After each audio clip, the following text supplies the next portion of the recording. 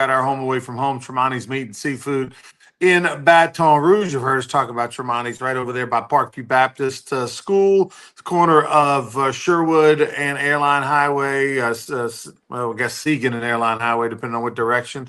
Go check out Tremonti's Meat and Seafood. I'm at an undisclosed location presented by the Louisiana Sports Hall of Fame. Go to lasportshall.com and find out how you can join the team. That's the shirt I'm wearing right here. You can become a team member as low as $10 a month. Help support the nonprofit, the Louisiana Sports Hall of Fame Foundation, the museum, etc. Go find out more info on joining the team. And of course, we're presented by LeBear's Casino, where it will be rocking this weekend. Anytime there's an LSU football home game, Friday nights at LeBear's is the place to be, getting ready for that Saturday football game. All right, TK, LSU football at home this weekend, the Saints at home this weekend. Major League Baseball, bunch of games tonight, 4 of them, in fact. We'll get to that. Tulane playing on national TV tomorrow night.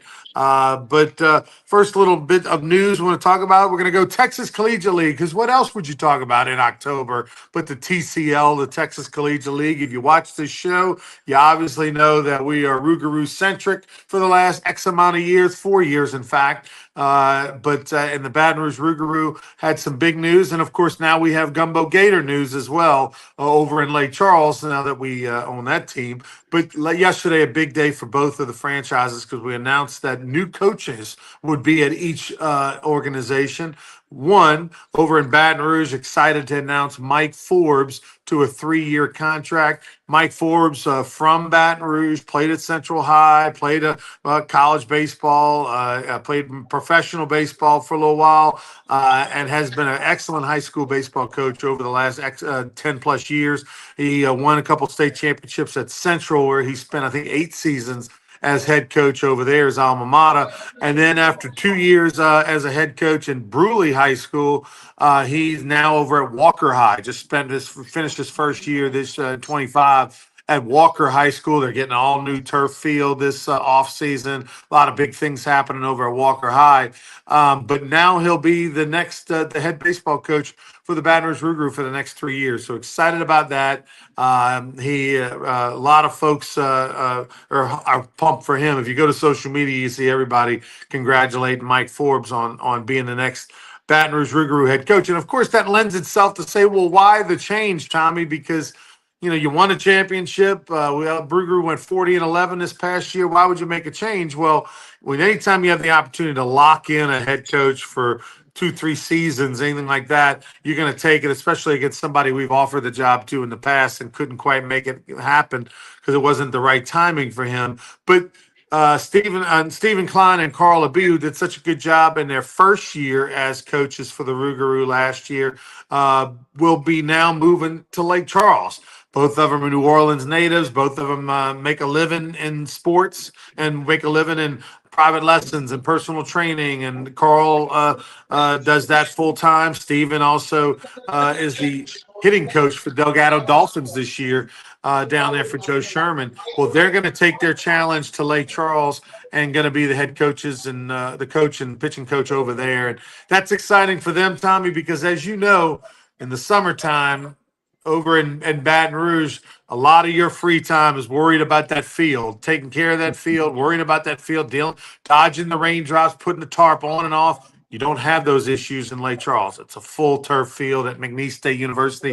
So it's an opportunity for them to just coach baseball, not have to worry about taking care of a field, which is a relief for them. So plus, they have the challenge of going from worst to first. Worst team in the league last year, trying to make it the best team in the league this year. So those are the big hires and announcements yesterday. I'm excited about it. Yeah, I'm really excited about it, too. I've known Mike Forbes for a long time. I saw him at a handful of Rougarou games last year, and excited about that. And, of course, got to know Stephen and Carl through the summer last year. And, Lake Charles is such a great sports town, and it's going to be fun. It's going to be an interesting summer for you, Mr. Ronnie, but we got ways. And I got a little something I'm going to share with you in a day or two that's going to make it easier on you, okay? Is that okay with you? Sounds good. I like it. I'm very serious. I mean, never been more serious about anything or what I'm going to show you. You're going to be amazed. It's going to help you. It's the season is 7 months away. But I can tell you that it'll be fun, and it'll be some good juice. The biggest rivalry in the Texas Collegiate League clearly is now going to be Lake Charles versus Baton Rouge. That'll be a lot of fun between those two. So, all right, well, this weekend, LSU 6:45 start tomorrow night, excuse me, Saturday night for South Carolina versus LSU. The line kind of holding steady right here, Tommy. 9.5. LSU's a 9.5 point favorite. Over under 44.5, which is I feel like a little bit low for that big of a spread, right? You normally 44.5, two SEC teams at home. Garrett Nussmeier, at quarterback, you'd think, oh, take the over, take the over. Where are you on that over under as far as right now? I mean, that's a tough one because, Nussmeier, Brian Kelly says he's good. He's going to be fine. Going to be a real Garrett Nussmeier. But Kelly said a lot of things in the last 8 weeks that kind of didn't really add up or whatever. So, hey, it's no secret. LSU's got to be able to run the football. Nussmeier, the wide receivers, tight ends, offense has got to play. The defense is not the problem for LSU. The offense or lack thereof is. And, you've had a week off, heal up the bumps and bruises. South Carolina's a tough team. This game was very close in Columbia last year. Now, I know the rosters are significantly different because of the portal, but it's still, I mean, it's going to be a heck of a game. I don't know. If I had to say right now on Wednesday, I kind of like Carolina at 9.5. Maybe LSU wins with a field goal or a late score, something like that. But I don't see LSU just kind of running over South Carolina by any stretch because they can't run. It's hard to, based on the body of work through 5 games, think that LSU is going to blow out South Carolina. And I feel like if you win by more than 10, in the SEC at home, you blew them out. Last, running quarterback. You saw the troubles they had against South Carolina last year. You saw the troubles they had against Texas A&M last year. You saw the troubles they had against Ole Miss last time they played, as far as a mobile quarterback and the damage that run pass option is real. And you've got a defense that, has played really well this year, but this last game, gave up almost 500 yards or whatever it did. A supporter of the defense is going to say, or a apologizer is going to say, yeah, but they were on the field too much, and that's true. But did that defense also get exposed a little bit? Were there some cracks in there? Did some coordinators able to see, oh, okay, if we got a guy that can do this, this can work? So I think, Tommy, I would have to say at this moment, I would probably buy the 0.5 point, take South Carolina plus 10. That's sort of my MO. I don't like the hooks. And then also I would take the under. But I like the plus 10 more than I like the under.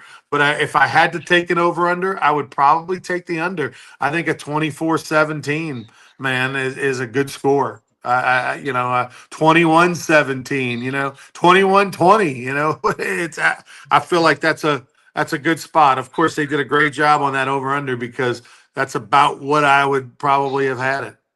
Yeah, no, I like the under in the game. Like you just said, 24-17 is an under. And I mean, I just don't see the LSU offense, unless they explode. But I mean, we got no reason to believe that's going to happen. Could it happen? I guess. I don't know. But this is going to be an interesting test for the LSU fans because obviously there's disappointment with LSU losing to Ole Miss. Everybody's a coach and a GM and has the solution and why. But look, you had a week off to get all that out of your system, to get that negativeness out of your system, to get that frustration out of your system.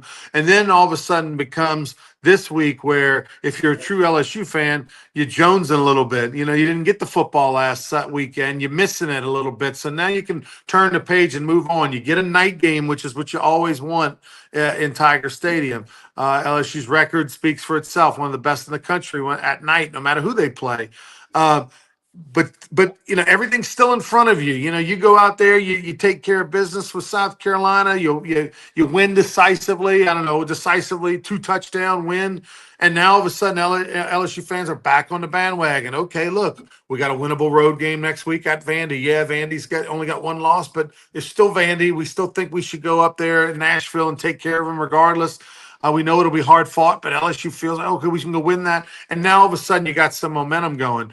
If you lose this game and you find yourself 4-2, then with 6 games left, then I feel like LSU fans are going to almost feel like it's over because they know there's more losses coming on that schedule. So it's a big game, and I feel like they need to bring it. It needs to be super electric. This is where that reputation's got to live. LSU fans have to flush last week, forget the bad game, and come strong and kind of be the difference. Because I still want to see this offense be this offense. We don't know if Garrett Nussmeier's ever going to be healthy this year with the knee, with the ribs or whatever. Like, it may just be an ugly, grinded out, win by one kind of team. Yeah, I might have to find a way to win. The game's sold out. I think there's some single seats left, and of course you can go to off market and try to find some. But no, it's all going to be, Carolina's going to do what Ole Miss did defensively because they saw that it worked. And so LSU better have a plan and be ready to adjust. I mean, if they can run the ball as a team for 120 yards, they'll probably win the game because then that'll open up the passing. So it's going to be interesting. A lot of people are going to tune in and check it out. The weather's supposed to be fine, although hunting season's going on. So, that always affects attendance a little bit for those guys and gals that like to get in the woods, but very curious to watch that LSU offense in particular this Saturday night. All right, TK, let's talk about the Houdats, the New Orleans Saints. It's amazing what one win can do. The vibe of the state, people talk, hey, Taysom Hill's back. Hey, that replacement for Ruiz looked good at right guard. Like all of a sudden now there's this juice. Pump the brakes, new Houdat fans. I mean, you had 5 turnovers to none. Some of those turnovers were literally gifts from God, from the football gods. Just here you go, take it. We don't want it. We're the Giants. This Patriots game is. I don't know what to expect out of New England Patriots. One week they look like they're on the level of the Saints, but then last week they get one of the biggest wins of the season in the NFL, going to an undefeated Buffalo team and winning. Hopefully, if you're a Saints fan, the Patriots sort of extended and used up a lot of energy and focus, and maybe they're patting themselves on the back this week after that big Buffalo win. Yeah, coin flip with the Patriots. What you're going to get, and we'll wait and see. But it'd be something if the Saints could get another win. I know you're not counting on that. You don't want that because of some other reasons. But I don't know, man. I just the Saints kind of like the Giants gave them the game. I know it might be a bold statement, but I don't know. I like the Patriots -3.5. I think they can come in with the game face on and go ahead and get it done. All right, so TK leaning towards taking the road team in the Dome. It would be something for the Patriots to win back-to-back games on the road. That's hard to do in the NFL, no matter who you are.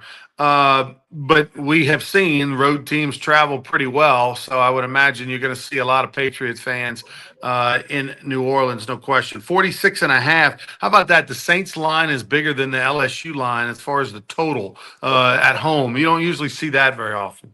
Well, that's the wise guys looking at the same offense everyone else has been looking at. Mm-hmm. Mm-hmm. All right, Major League Baseball playoffs. It's your time to shine, TK. Well, we got 4 games today. What's been your reaction so far in the playoffs? Surprises, or what? I tell you, I mean, I thought Seattle and Milwaukee were great teams, and they're kind of showing that. Detroit, was great for 2/3 of the season and kind of tailed a little bit. But it's 4 games today. So, I mean, if you're a baseball guy and it's a Wednesday, I mean, you're going to have some fun. Last game will have Aaron Nola throwing for the Phillies, trying to stay alive against the Dodgers. But, Ronnie, last night the Yankees are down 6-1 to the Blue Jays. Did you see the home run that Aaron Judge hit? Off the fair pole, yeah. 99 miles an hour in 0-2 pitch up and in. Like maybe only one other person could have done that, and that'd been Barry Bonds in his heyday. But that, I mean, that ball was inside, and for Judge to get the barrel to the ball and keep it fair, it's not impossible because he did it, but don't try it at home. But Barry Bonds probably could have done that, but Judge, I don't know that anybody else can. Cal Raleigh, I don't. You pick the name. I don't think they could have done that. But then the Yankees end up coming back, staying alive in the Bronx, and they'll play again today, 6 o'clock our time, and we'll see what happens. I'm ready for some baseball. It's been pitching. It's been the 100 miles an hour plus has been the thing. You know, the guy from Milwaukee, Mizorowski, you know, he was an LSU signee and pitched in Rooney against Delgado in the postseason down there a couple of years ago, throwing 101 at Rooney. That means you're not going to step on the LSU campus if you're in junior college throwing 101. So there's been a lot of really good baseball, and every pitch, every half inning, you never know what play is going to change the momentum. The crowds have been fantastic, and it's a baseball lover's dream. If you've ever been to Rooney, which is on Delgado's campus, old legendary ballpark, 100 years old, right there next to City Park in New Orleans. The backstop is, I don't know, I feel like it's like 15 feet behind the catcher. Okay. Pretty close. It's not much closer, not much further than that. And so if you see a pitcher throwing 88 miles an hour, it looks faster than normal because the fans, the dugouts for each team are both so close to the action. Like you're right on top of the field. So to see 101 means you're not going to see it. You're physically not going to see the baseball because of how close you are. I mean, that had to be something to see. Ronnie, did you ever play at Rooney? I played at Rooney as a 12-year-old. Okay. As a 12-year-old, I played for the Lakeshore All-Stars, and we played like some All-Star games or something like that, at Rooney, which obviously they moved the rubber, the mound, close. I think I threw from 46 feet or something like that. And obviously the mound is 60 feet, 6 inches. So they had an alternate rubber mound or something, further down. And so I do remember playing because I remember I got hit where you don't want to get hit, Tommy, on a comebacker up the middle. I remember taking a shot, not wearing a cup at 12 years old. And that was the last time I pitched where I didn't wear a cup. I can remember, so I very much remember that moment, but yeah, I didn't get it. I don't think I played older and later in life. No, I did not, because I played summer ball in the Cape in Alaska. Obviously didn't play junior college, didn't go to high school in New Orleans, was in Alexandria at Menard. So yeah, that was the only time. I think a game or two when I was like 12. Right. I got a fastball story. I was batting at Rooney in the North All-American League, and Frank Wills was pitching. Of course, Tulane great, big leaguer for the Royals and Blue Jays. Actually, winning pitcher in an American League championship game for the Royals. Frank's no longer with us. Passed away a couple of years ago. I remember I stepped in the bat, and I wasn't a hitter. I made it look okay in the summer. And I saw Frank nod his head, and he threw a fastball, and I heard the ump say, "Strike one." And I turned around and said, "Wait a minute, he already threw it?" I didn't see it. If you'd have gave me $100, I couldn't have bunted the ball. I did not see it. I heard the catcher and the ump, and I said, "Are you telling me he already threw the ball?" I said, "Can I just go to the dugout now? I don't need to see it. I can't see it. Man, what we got here? 3 straight fastballs. I was back in the dugout. Can't hit what you can't see, Ron." Right. Big Frank back then threw 94, 95 when not everybody did. I mean, Frank could fly out. And he was a good punter for the Tulane Green Wave and quite the athlete from De La Salle in New Orleans. And, I know Frank's no longer with us. I did see him a few years back one night. We had a beer together in New Orleans. But great athlete, great guy, and threw way harder than anybody else at the time. Yeah, no, trust me. I can't imagine seeing 95 plus at Rooney with that little short backstop. All right, TK, tell us about what's going on over at Tremonti's. Well, they got all your tailgating needs, home gating. If you're watching the game with food and friends, Going to somebody's house, they come to your house, stop in and see all the meat, the seafood, the wine, the liquor, the shrimp rolls, the ribeye rolls, Wagyu steaks, got a blue tape special, ton of liquor, 25% off. They can cater anything you need done for the small party or the big party. Tremonti's Meat and Seafood. And today's a Wednesday. That means they do this every Wednesday. Their world famous hamburger, $6.99, burger and fries. They do that every Wednesday. If you already got plans today, you can dine in or you can get it to go. And of course, Tremonti's now has online ordering. Order online at Tremonti's.com. Tremonti's.com. Right now, it's pickup only, delivery coming soon, and all them Thanksgiving turkeys not too far around the corner. So that's all at Tremonti's Meat and Seafood in Baton Rouge. Don't forget to like and share this show. That helps everybody involved. We appreciate that. Whether you watch it on YouTube, X, or Facebook, like and share this show. Tell everybody about it. We've been growing and growing for many, many years now, so appreciate that. On behalf of Ronnie Rance, I'm Tommy Christ, and next episode of Sports Shores Daily will be Friday morning. I'll be back here at Tremonti's Meat and Seafood getting you ready for the weekend. Have a great day, everybody.